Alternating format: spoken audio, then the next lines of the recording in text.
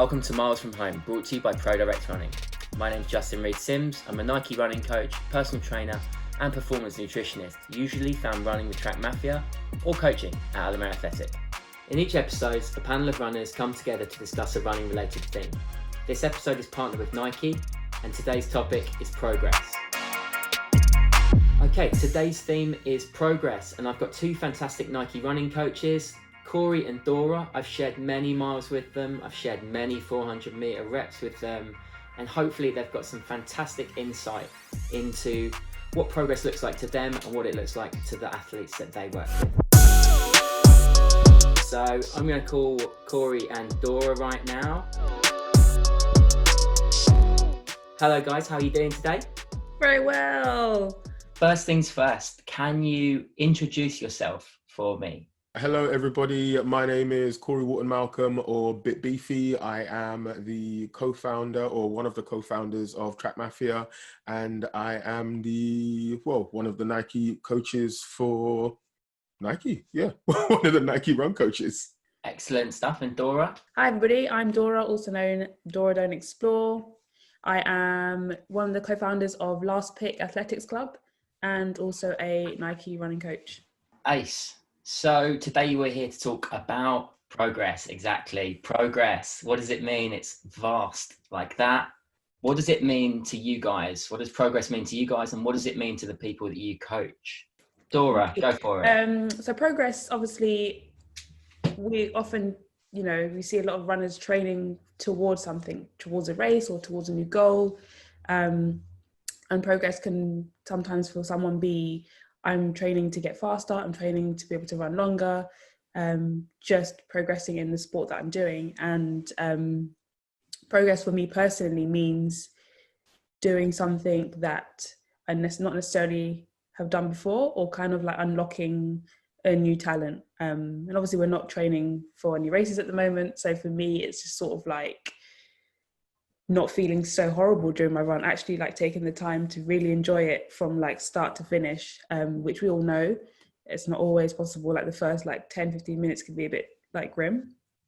And so progress for me is just sort of like falling even more in love with the sport and just like being like more and more kind to myself. I agree 100% with everything that Dora said. No, but seriously, for me personally, sometimes progress is kind of not too dissimilar to what Dora said. Like progress is just getting up and going for a run. Progress sometimes might just be thinking about going for a run after you've had a not too fantastic day. Like progress could once again be like distance based or time based, or like for me, sometimes progress is just like a feeling that you get when you're out on a run. Like someone said to me, can you tell us a little bit about your journey when you first started running? And I said that in the beginning, when I wasn't getting any faster, the only progress that I was thinking about was feeling a little bit better when I finished. As in, like, if I was slower, then fine. But the fact that I had that fluffy, wonderful feeling in my heart and soul, which would make me then go out again, like, it felt awesome. And a lot of the people that I've been talking to in lockdown, whether it's people that I know or complete strangers who have downloaded the app or just seen something on my Instagram, a lot of them have said just that. Like, thank you for the motivation from yourself, from other people in Track Mafia, from other Nike coaches. Like, you guys have like inspired me to just get up and go and do something. Like a member of my family messaged me yesterday and said, I've done nothing for 10 weeks. I haven't been motivated or inspired, but I saw you doing something stupid with an umbrella and it made me get up and do a workout. So that is progress. Like, we're not worried about the 10 weeks that was before. It's about what's happening now. And moving forwards. Do you think that what progress looks like to people you work with has changed in the past couple of months? Is that how you've been steering them towards forget about the last 10 weeks? Or is it a kind of step back? I know for me, a lot of them were looking at marathon season, and we've obviously not had a marathon season, and we're questionable whether we're going to have a full marathon season right now. So we've kind of pulled back and just gone, let's switch up the goals completely. Because I think runners quite easily get trapped in the idea that progress, like you said, it's not always just faster, but it's, hey, I did a 5K. Now I'm going to do a 10K. Now I'm going to double it again. Now I'm going to double it again. And it feels like often you can get caught up in this little hamster wheel of, I'm going to do a marathon, or I'm training towards running further, or ultras, or whatever crazy things you've seen where you think, I'll just do that. Or you know someone and they go, I did an ultra. And you go, if you can do an ultra, I can probably do an ultra. So people, I think, easily get onto that treadmill of, I need to go further. And right now, because there isn't a race to go for, or because there isn't necessarily like a concrete goal in place, something people I worked with have benefited from is stepping back and going, let's look at your mile, let's try your 5K, or let's just try and feel comfortable doing things like hills. So do you think it's changed the way you work with people? The way that I work with people, I have kind of gone back to the very beginning of, even before I was a coach, but when I was just I wouldn't even say a leader, but like, you used to do these sports leader courses and they didn't even teach you how to coach. They just taught you how to do stuff with absolutely nothing.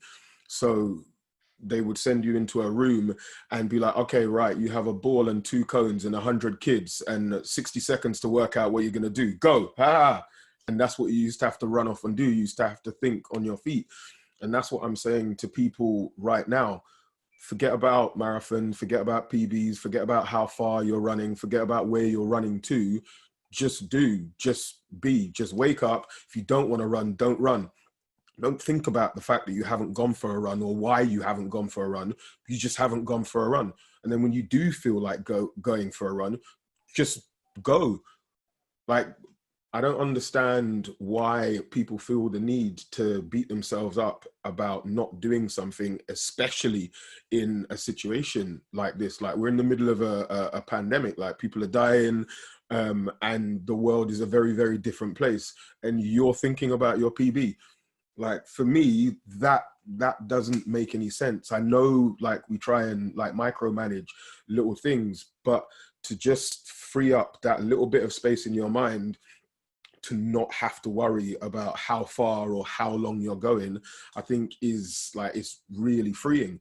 So everyone that I've been speaking to who's been asking me about my running, I have said to them, I have gone out for a run when I've wanted to, and when I haven't, I haven't. And they're like, what do you mean? What about this? What is this new mind-blowing technique?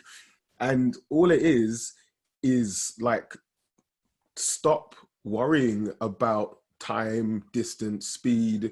I'm not saying take your watch off, but don't worry about what it says on it. And then what I found with that is you then find more pace within these runs that you weren't even searching for. You're like charging up this hill, but because you're floating and in the zone, you're like, I'm running up this hill. I was dying yesterday, but now because I don't care, I'm flying. Yeah, you get out your own way a little bit, and then you're like, okay, I'm not trying to run fast. I'm just, runners generally are drawn to craving progress, and it's been made a little bit easier recently, I think, in terms of the technology that we have available. So how do you think technology's played a role in how we measure progress?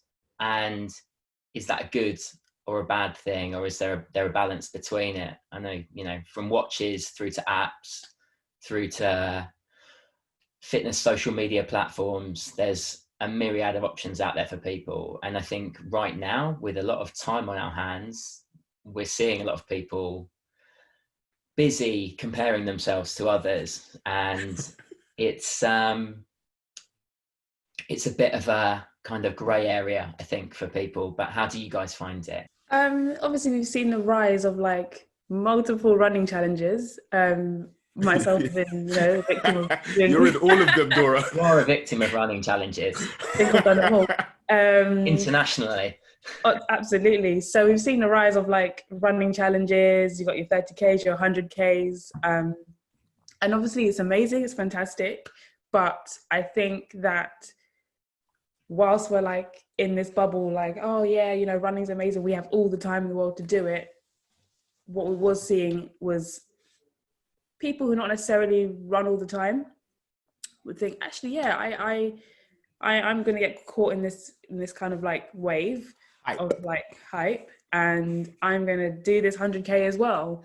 And then, you know, you see some people get 1 or 2 runs in and think, actually, this is, what the hell is going on? You know? And yeah, so I think getting caught up in the hype is one. I myself was a victim, but completed them. But I just think that social media is good and bad. Some people like that whole, I have like people to sort of like post to, or like things like WhatsApp groups, or I have people like holding me accountable, and which is amazing, it's fantastic. But on the flip side, you know, I think that some people can see that as a form of pressure. You know, we need to come back into the whole, as we discussed, talking about falling back in like love with running and going when I want to, and like taking away that pressure of, I don't have to run if I don't want to today. If I go out and say I'm going to run 10K and I run 5, like, doesn't matter, it's fine, you know. But I think that people think, oh no, I need to clock this, I need to get this done, otherwise, you know, all is going to fail. Do you think there's like a bit of a duty of care as for coaches or for, you know, fitness personalities on social media to be a bit more transparent about it? Because we had this whole, like, I can be very honest about, I went out to do this and it did not happen, and it is really hot, and I am just by the park, Victoria Park, just looking at the ducks going, you're all right, I'm not all right, I'm gonna go for a walk home now. And I think certainly on Instagram, it's easy for people to imagine that as coaches, we are always working out, following a plan, max level. And do you think that transparency is important for that? 100%. You know, like, again, as coaches, or, you know, people in the running scene, people think that we're like quick. We're running like 20-minute 5Ks just for fun, or like 3-hour marathons just because it's a Sunday. You know, Mondays only. Do you know what I mean? Cozy Sundays. It's actually like, transparency is absolutely key. But I think it's important that everyone sees that we are actually not robots. And we get tired too. We have runs that are not our usual pace as well. We mix it up. Yeah, I think it's just key. I think what is hilarious about what Dora just said is anytime I post anything on my stories showing me being ever so slightly vulnerable, I always get messages like that. See, you're not a robot.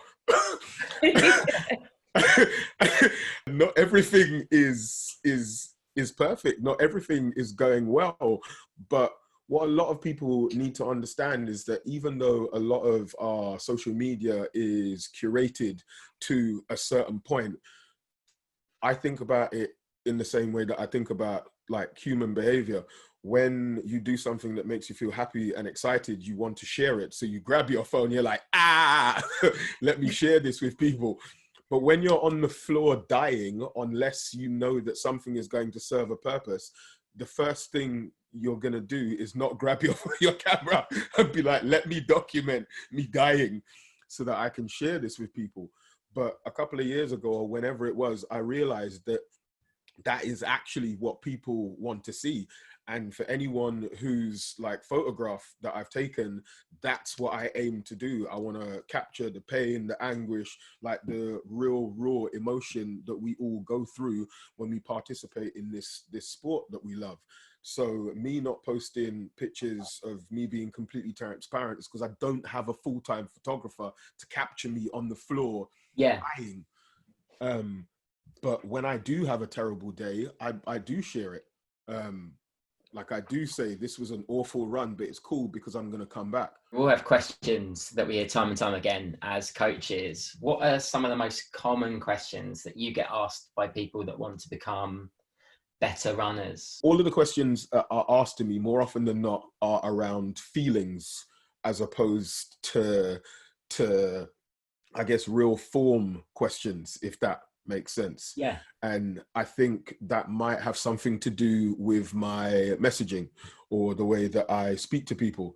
As some people have said to me, even though you are a coach, I don't really view you as a coach. I view you more as a motivator, someone that's going to scream in my ear. And regardless of what he screams in my ear, I'm going to do whatever it is that like you're being asked to do. And that's what a lot of people kind of speak to me about. They're like, oh, thank you for saying this in the audio guided run, or thank you for being stupid on your stories. Like, thank you for sharing like how ridiculous you can be. Like, it made me smile and it made me feel a little bit better about myself, which then goes on to spread joy and happiness. How about you, Dora? What are kind of common questions that you hear? So again, yeah, it's around like, it's more the feelings, because the physical, it's left, right, repeat, and everybody knows that. But it's just more like how we're going to make this like it's a lifestyle change, or how we're going to make that like a new healthy habit. So I guess it's like, okay, go for a run and then tell me how you felt today. And then what you find is that, you know, they'll send like screenshots, or like they're like doing Instagram stories and like really happy, or they get lost, which is like one of my many strengths. Talk about like what made them happy during that run. Not necessarily like, oh, I ran my fastest K, or I ran my fastest like 100 meters. It's just like, oh, I stumbled across a really nice coffee shop, or small little things to just like change the feeling of the actual run. Yeah, I think I definitely have a lot of people with the kind of getting out the door, I think, and it's getting out of your head. And for me, I love the like, just give it 10 minutes is what I'd say to a lot of people, especially like friends that have now started running. Because if you go out for 10 minutes, worst case scenario is it doesn't start to click and you're 10 minutes away from home.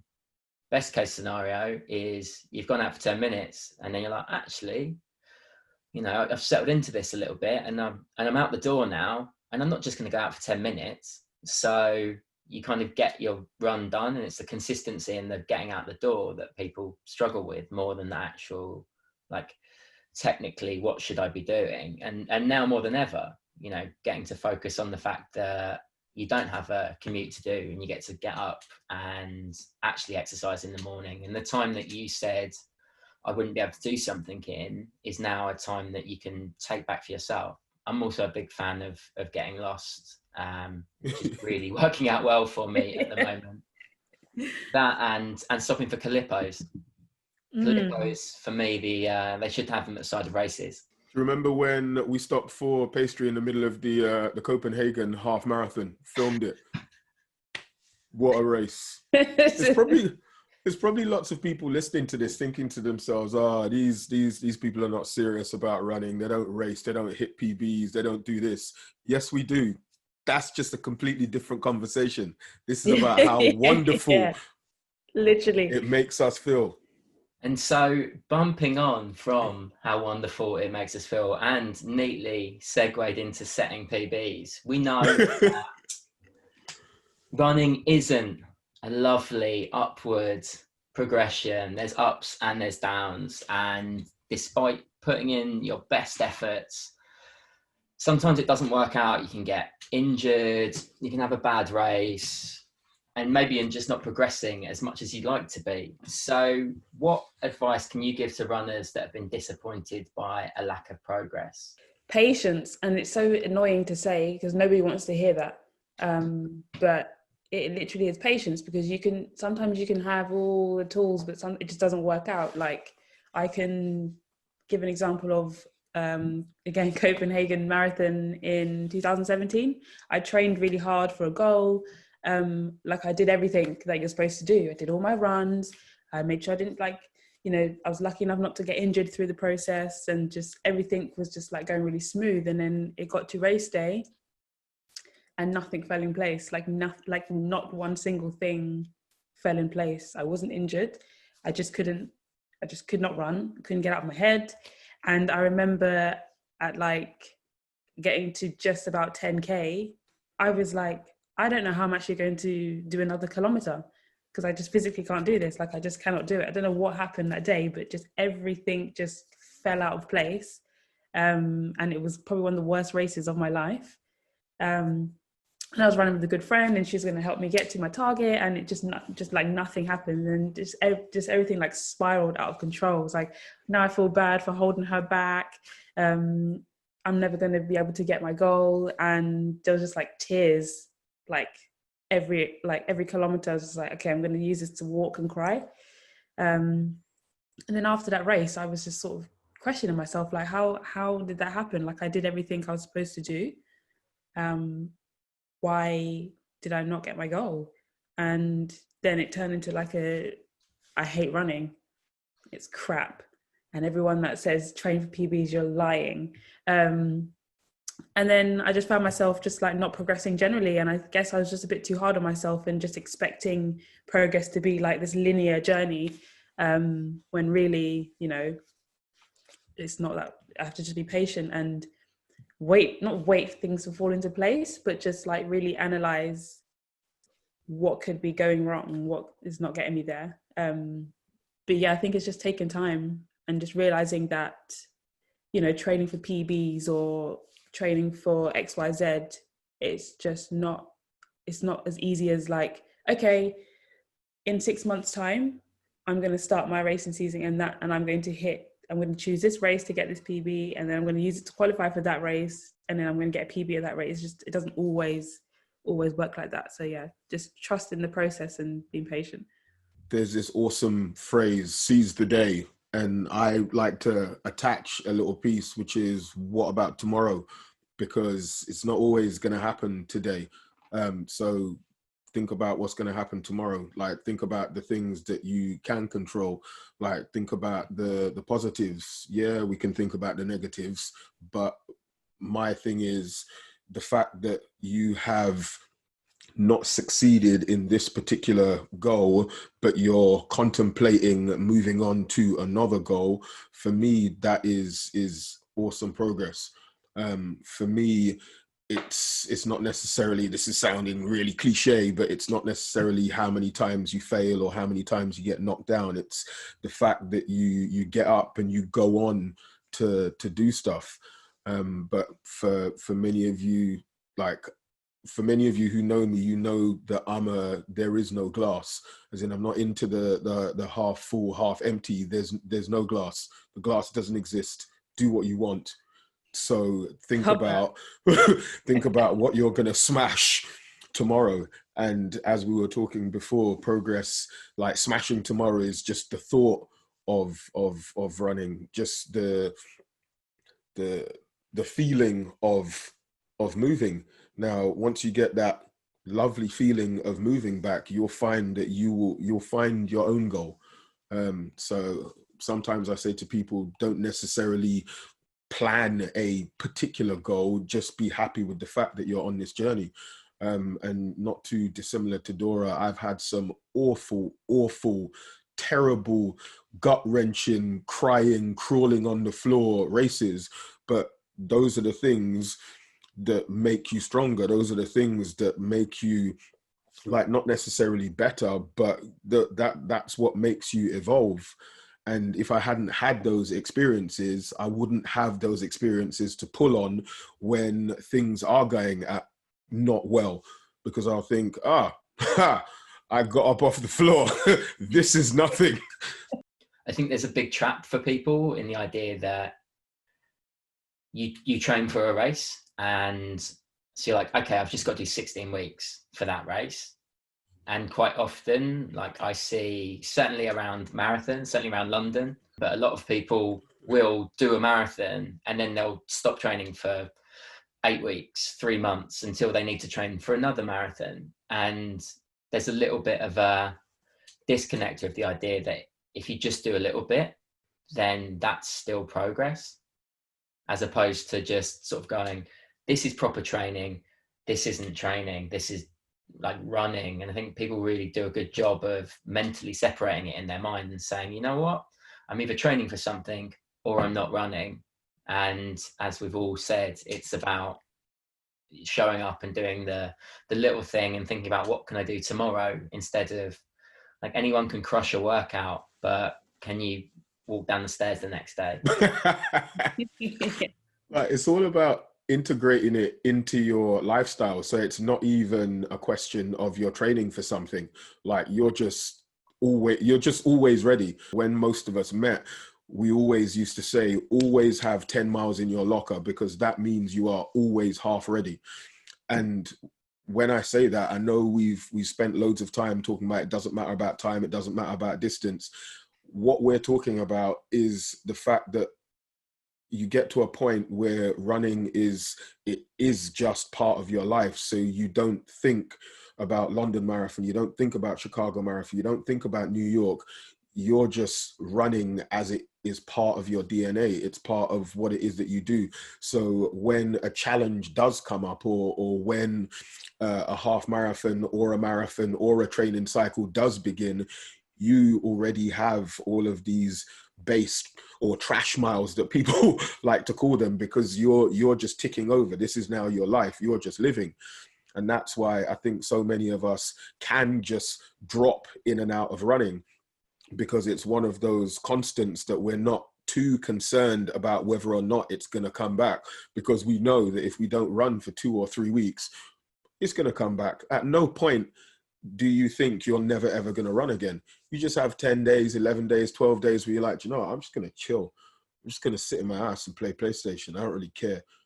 And then when you wake up one morning, you're like, oh, look, the sun's out and the birds are singing. I'm going to go for a run. And you're back in. It's almost like progress on a piece of paper looks very different to progress from your own perspective and from knowing your own body. I think actually educating people to say, you know what, not today. Like, or today's workout shouldn't be hill repeats because I'm still a bit broken from the last couple of days. I'm still a bit tired. And then it's just about enjoying it and sort of going, like, I definitely come across people that have this, well, if I can't do the workout, there's no point in doing anything mentality. And I think at the kind of like pointy end of competition, people have this idea that people just, you know, athletes crush through, you know, they just show up and they embrace the grind.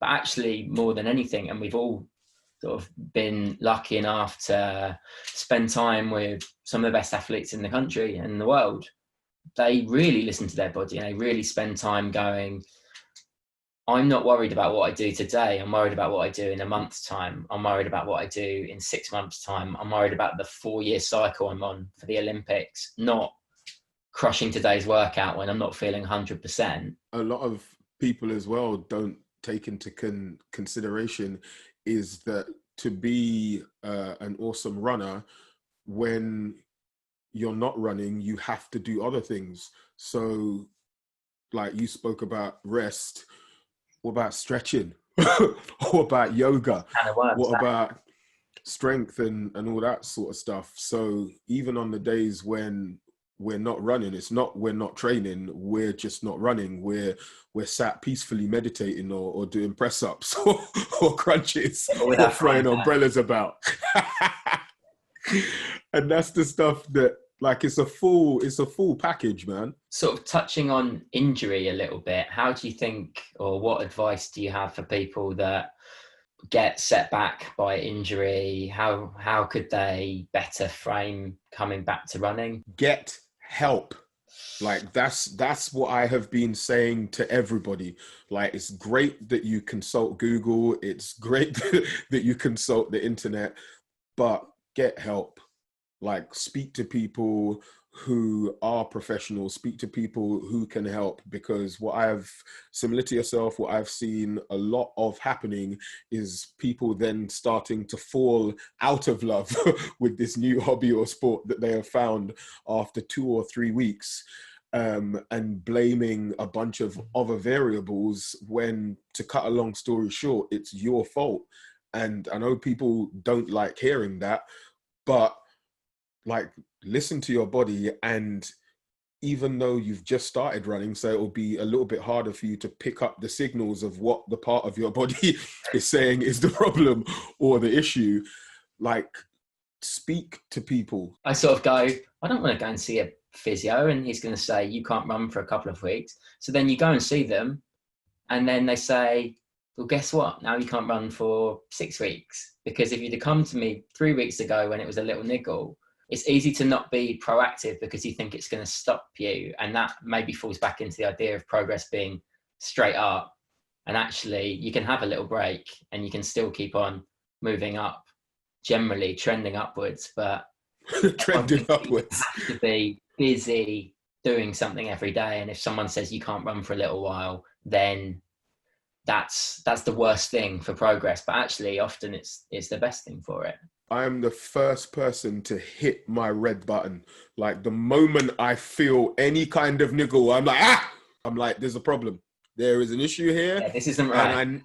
And I know if I don't touch this in 10 days, I won't be able to walk. So let's fix this now.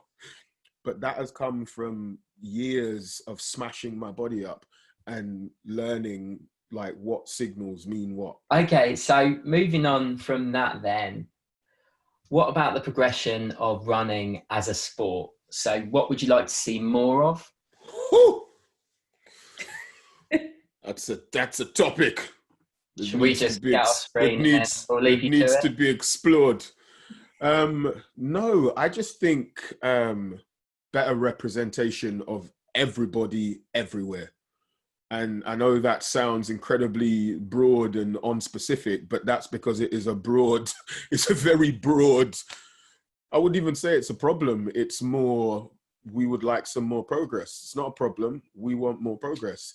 And that is, we want more people of color running. We want more women running. We want younger people running. We want older people running. Like, we just want running to be a better representation of the world, because I think this sport or this feeling that you get can benefit everybody, and it can make the world a better place. And whether that is from participating in it or being entertained by it, I'll go back to an old school phrase: you don't really get into or support something that you're not represented in.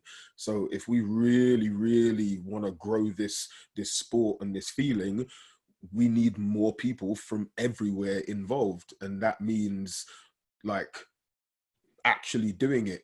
And I think many of us here and the brands that we work with, because we are ethical people, are representative of people chasing change like that. And the fact that we are all here is kind of a showing of that. So that's my speech. Literally, like exactly what Cory said. And instead of saying, I need to see more women of color running, I need to see more women of color, we kind of you just have to do it. Just go and start running. And then, then you're like inspiring others. And then, because, inspiration comes from many places and you never know who you're inspiring as well in the midst of things. So it's like a professional athlete obviously is a massive inspiration, probably not getting to that demographic of who they're trying to inspire, but that inspires somebody else and they think, oh, do you know what, actually, yeah, so-and-so started running, I'm gonna give it a go. So it's like, yeah, inspiration's coming from many, many places. And then that's how representation happens. It's like, be that, change you want to see. Yeah, you kind of just have to, if you don't see it, go and start doing it. Do you think there's a bit of a responsibility? Like, I know when I was at school, like running was a punishment. It was like, you don't have your PE kit, or you've forgotten this, or you've been a bit mouthy to your PE teacher, you've answered back, go and do laps. And do you think changing the narrative, there's a lot of people that maybe have that residual memory of like, I hate running because my PE teacher used to make me just run around the rugby pitch until the class was over because he just didn't want to deal with this.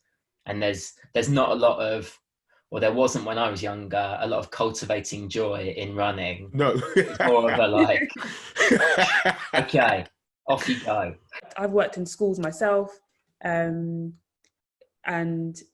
seeing how running still has that kind of negative sort of like, okay, you're all talking, you're going to do an extra lap. Yeah. Or stuff like the beat test. Goodness gracious, the beep test, like, I love it. Speaking of the bleep test, like, do you think that the whole reason why we have such terrible memories is because of the way it was delivered to us? As in, like, I use a bleep test now and people have a whale of a time. Like, do you remember the event that we did with JME where the bleep was actually, what's it called?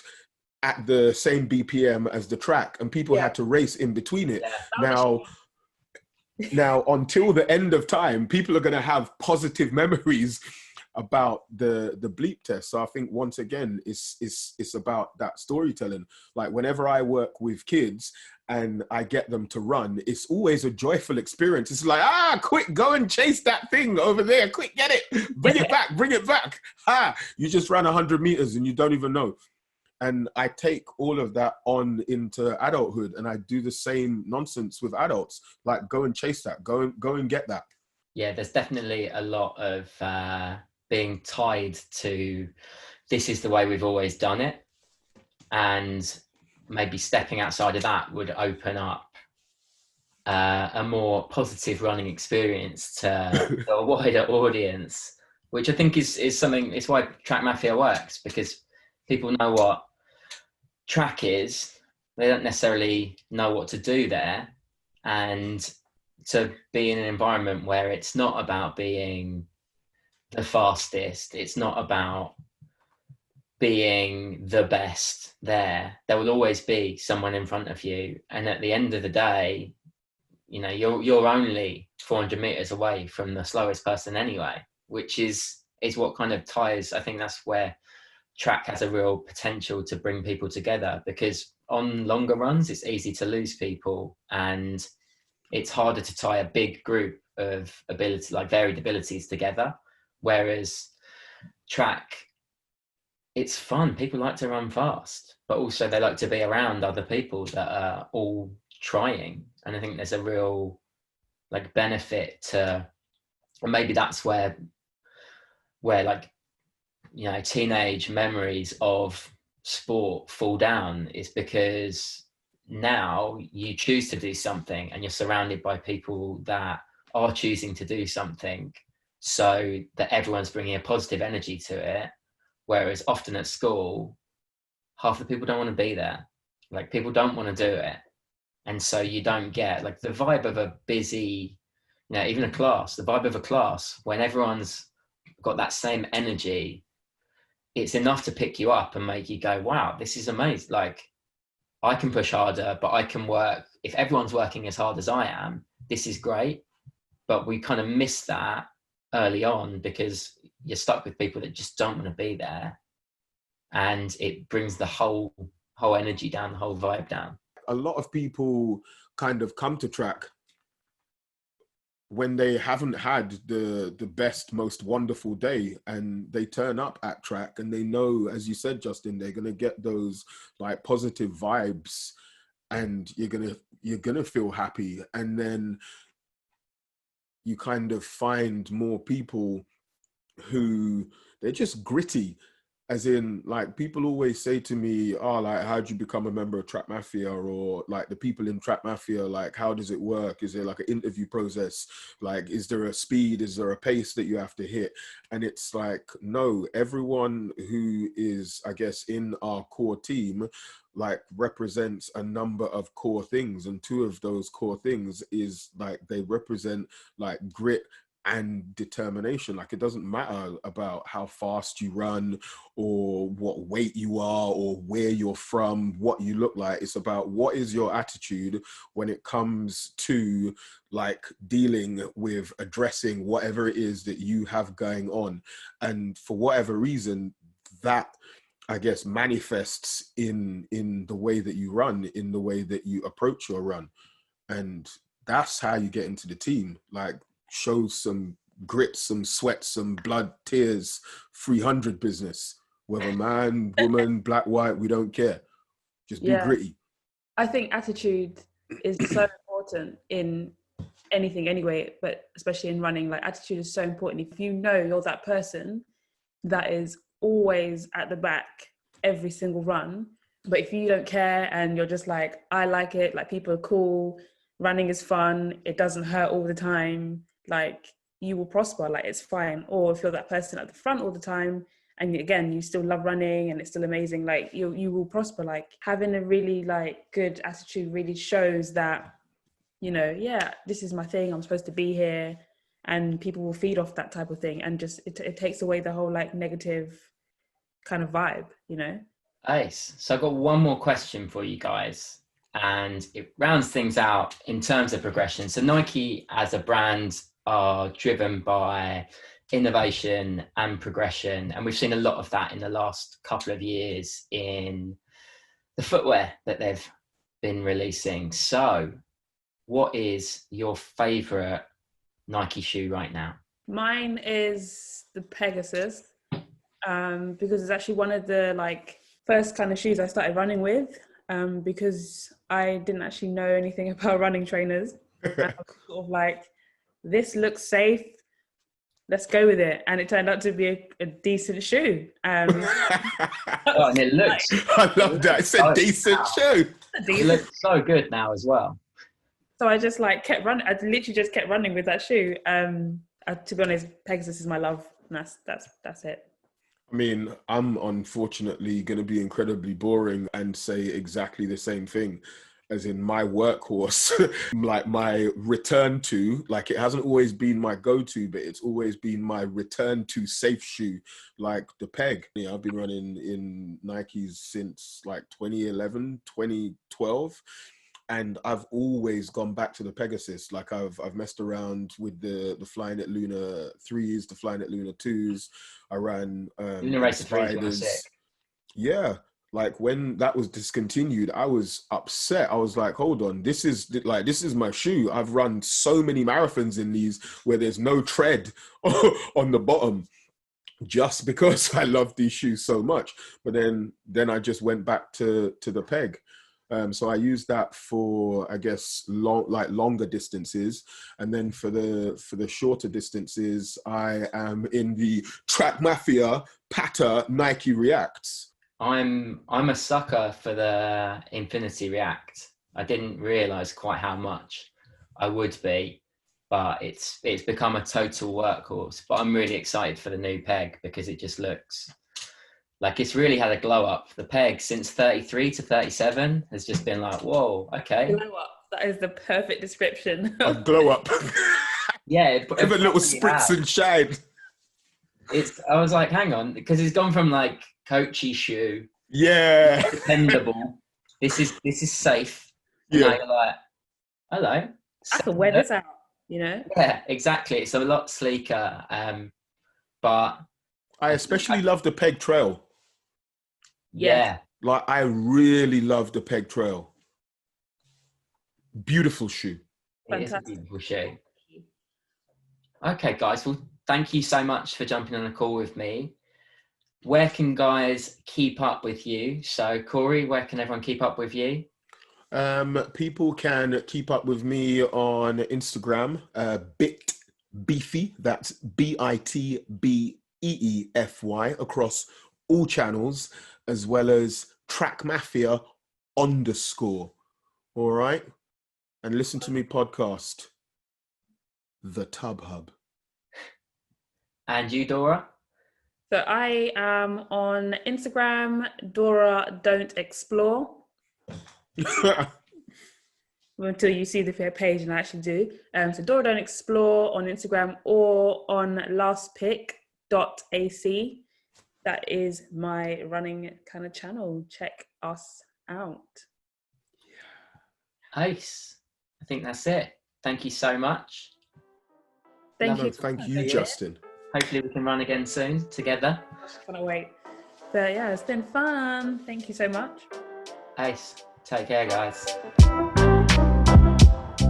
Next up, we've got a very special guest. His name is Amrit. He's one of my clients. We've spent the last 2 years working to qualify for the Boston Marathon, working to break the 3-hour marathon mark. He is Mr. Consistency in my eyes, but progress hasn't always been easy to him. As someone running for over 10 years, I'm sure he's got some great insight into what the journey looks like and how it can be a bit different for everybody. Hey Amrit, how's it going? Good man, how are you, Justin? Yeah, very well, thanks. I'm good, I can't complain. The topic we're talking about is progress, and obviously I know as your coach the kind of progress you've made, but for everybody else out there, do you want to introduce yourself? Tell us a bit about yourself and what your running looks like. Yeah, so my name is Amrit, full name is Amritpal Ghatora. I've run 18 marathons, including the Abbott Marathon Majors 6-star, which I managed to finish last year in Boston. My PB in the marathon is 2:51. I've been running for quite a long time, over 10 years now. But in the last few years or so, I've sort of put more of attention into it, put more of a sort of focus into sort of getting better and sort of trying to whittle down those times as a main goal for me. 18 marathons sounds pretty daunting to anyone. I've run 18 marathons, so it's certainly a lot. Let's take it right the way back. So where did your love affair of running start, and how did you first approach it? I remember seeing Kelly Holmes in the 2004 Olympics, and she won the double gold. I think that was my first introduction of, she looked like she was enjoying running, but also in the pain cave as well at the same time. I think that was my first sort of, okay, that looks quite fun to do. And I think for me, in terms of starting off running, I was a little bit overweight in my own eyes. When I started, it was probably the back end of 2005, in the summer holidays, when I was just going to the park. I thought I'm going to do a couple of laps of the track, come back the next day, do a couple more laps, and then repeat that day after day after day. And that's literally how I sort of got myself out the door and sort of said to myself, I'm going to actually do something. So then in terms of when I sort of getting myself out there, I remember doing my first race in 2006, which was a Nike North London versus South London event. And I was representing North London with Paula Radcliffe, and Sevco was representing South London. Fastest average time wins. We unfortunately lost by about 20. Kicker. But that was my first introduction into, wow, like you can go to an event, you can participate, meet other people, and it was fun. And I really, really enjoyed it. And then I sort of kept on running back in 2006, and then coming to 2007, I applied for the London Marathon because it was a bucket list race. I'm from London. I was a huge fan of Paula Radcliffe, having seen her world record in 2003, and I thought, I'm going to apply. And I managed to get in on the first attempt for the 2008 race. And then I sort of, once I was in and I found out that I was in, it sort of happened from there. I started picking up my distance. I didn't know what I was doing. I was just following a plan that the charity I'd signed up to run for gave me. And I was just trying to do the best that I had with the limited knowledge that I had on board. Was that it? Did you then get onto the marathon train from that point? I ran the race. I enjoyed it, but I also found it incredibly tough. In terms of following it up the few years afterwards, I didn't run another marathon for 3 years. I wasn't able to run another race or commit the time. I felt like I'd committed a lot of time at that moment, and I wasn't able to do that. I intended on running the 2009 London Marathon, but I just couldn't. I just didn't have time to put the training in, and I was still running, but I just wasn't doing it to the same level where I thought I can get through this, having done it and experienced it and knowing what it sort of took to get to that sort of finish line and what it took out of my body. I just couldn't commit. Then I had the interest to keep coming back, and I think it was just timing that in terms of once I got back in, and I never won another ballot for another couple of years, but I wanted to be in the race.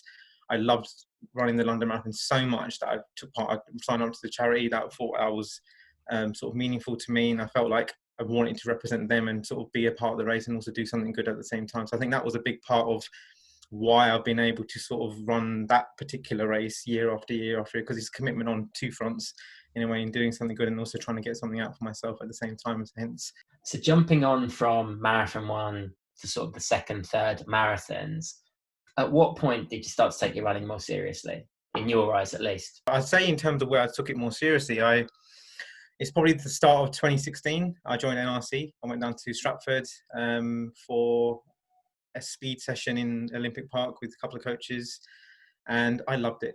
It was my first time running in a group setting. So bear in mind, I'd started my first race in 2008, a big race, 2008, and then in 2016, I've joined a weekly sort of session, and I just wanted to sort of run with other people.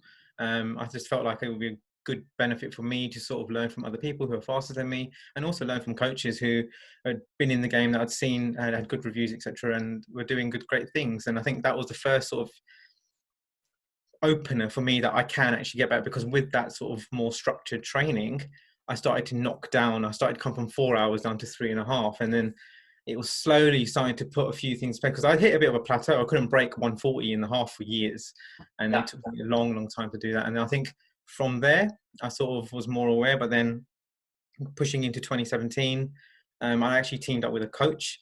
We worked together for about 6 months. I got injured. The plan completely failed in terms of what I was trying to get out, because I just wasn't ready for it. And then I saw you run sub 3 at the back end of 2017, and I remember saying to my wife, a long time ago, that does.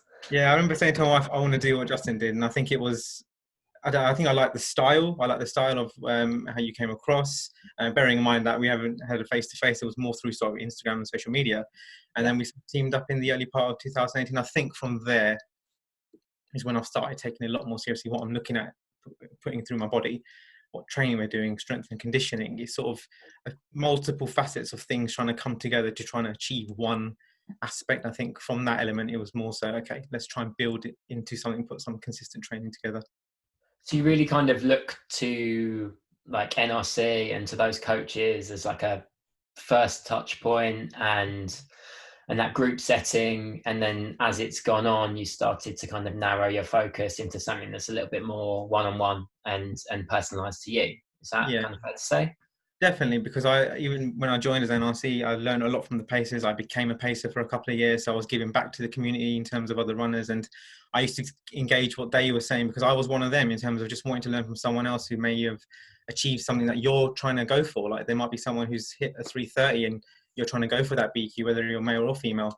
And it was nice to sort of connect with those sort of runners, and it was a great eye opener in terms of getting that sort of visualization of the London running scene as well at the same time. And that was a starting point, because I learned a lot from that sort of period, and it sort of then focused and sort of funneled into what I wanted to as a person, as a runner. How do you measure progress and how do you stay accountable? I think physically, and aside from, if I look at myself physically and mentally, am I enjoying running is the first and foremost thing. Do I enjoy doing what I'm doing? And I think that's the first thing you should ask yourself, and it's something I do ask myself. If I'm not enjoying putting together a couple of weeks worth of training, then come a block of training, you're not going to reap the results that you want to go for. I think that's the first thing. Time is a great measurer, but it's not always the be all and end all, because you could be sick one day and run a race. You could be tired. You could have life commitments. You could have stuff that goes on that factors into that particular result. You might be in the better shape, but it doesn't mean that that's sort of where you are right now. And I think in terms of another measurable, it might be a particular workout that you might do. You might physically feel fast. You might feel better. You might feel like you're in a better shape. And I think I've always wanted to say to myself, I want to become the best runner that I can be. Whether that's in a particular cycle, in this particular year, with this particular race. I think staying accountable to yourself and being honest with yourself, that are you putting in the work, is one of the big things I've always said, that if you don't put it in, you're just not going to get that result out. And I think that's the key thing in measuring progress for me as well at the same time. And you talk about time as a goal. Marathon is obviously a pretty scary distance for a lot of people. One thing that we implemented was breaking it down into racing 5Ks. You're just going to do 8 5Ks.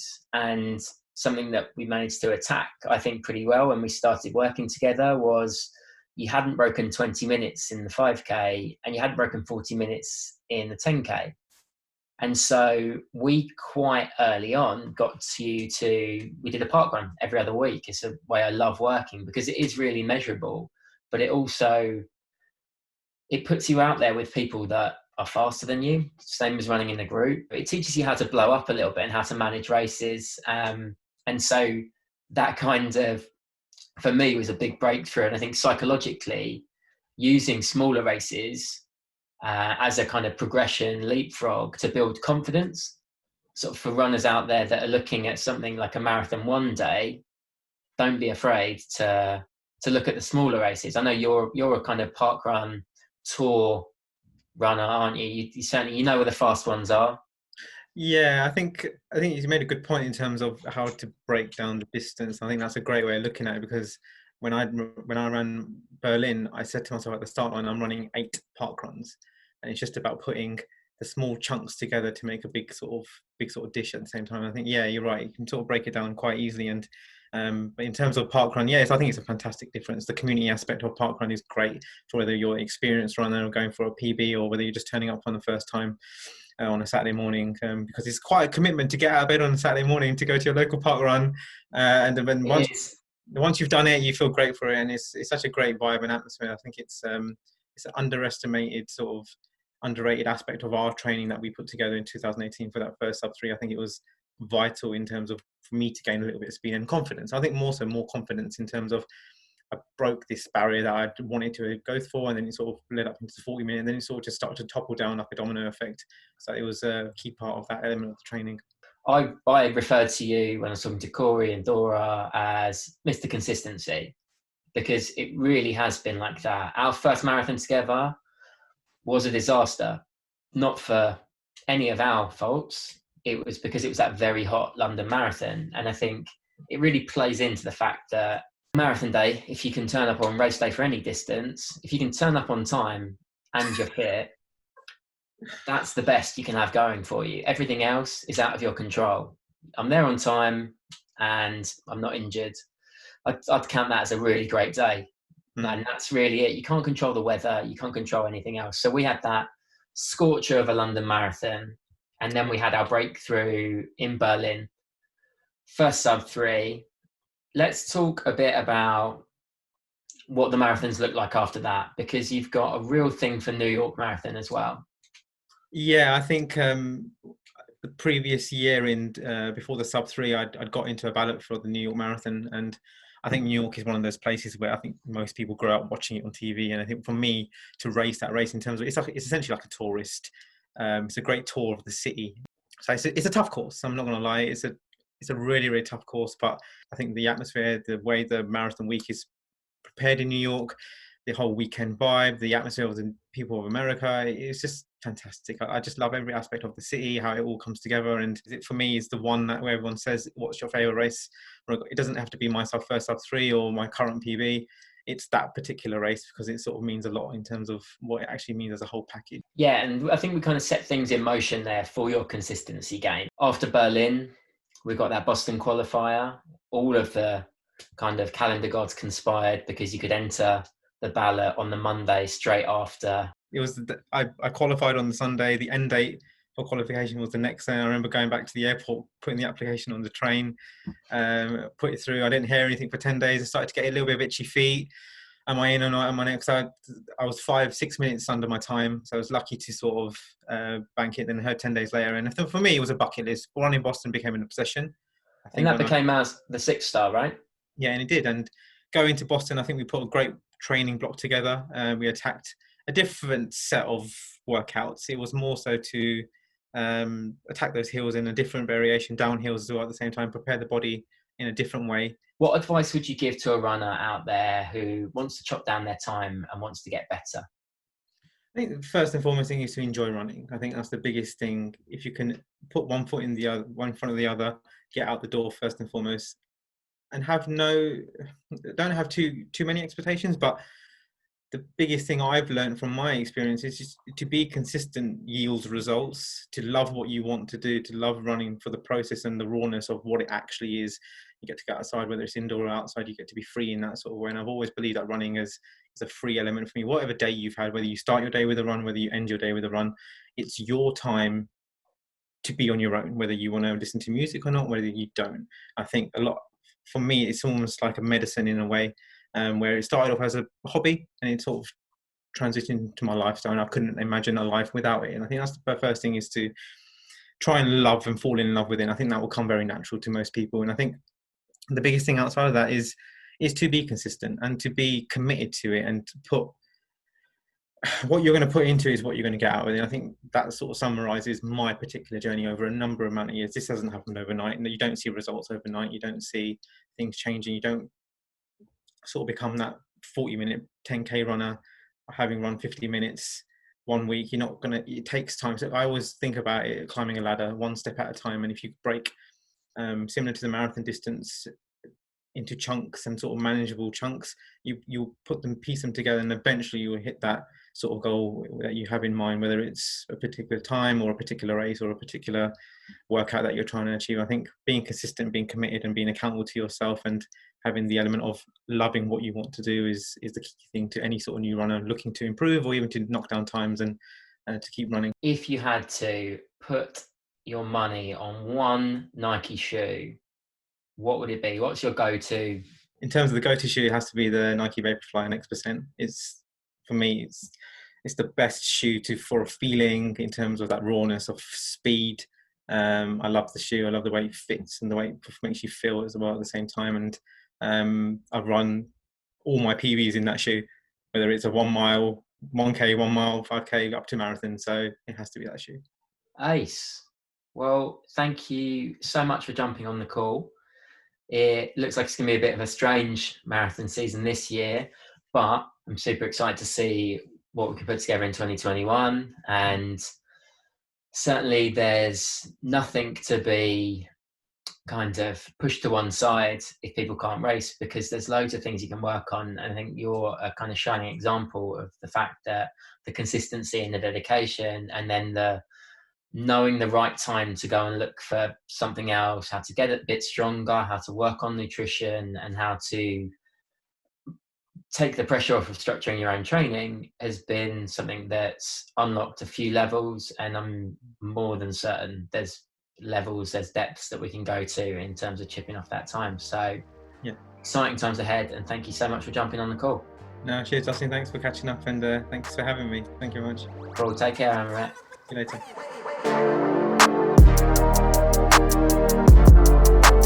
The Nike React Infinity Run is a really dependable runner. It's great for ticking off mileage and keeping your legs super fresh. Now, I mentioned at the top of the show, you're going to be able to win a pair. To be in with a chance, all you've got to do is comment your UK shoe size below. If you're watching on Facebook or Instagram and you want to be in with a chance of winning a pair, comment with your UK shoe size and tag a friend who's starting their running journey.